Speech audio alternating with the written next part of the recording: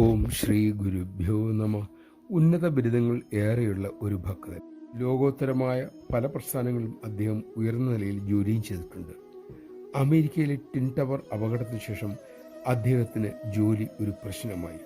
തൻ്റെ ഉയർന്ന ഉന്നതമായ പശ്ചാത്തലം മൂലം എവിടെയും എപ്പോൾ വേണമെങ്കിലും ജോലി കിട്ടുമെന്നായിരുന്നു അദ്ദേഹത്തിൻ്റെ വിശ്വാസം. പക്ഷേ അധിക യോഗ്യതയായിരുന്നു അദ്ദേഹത്തിന് എപ്പോഴും തടസ്സമായി പിന്നീട് വന്നത്.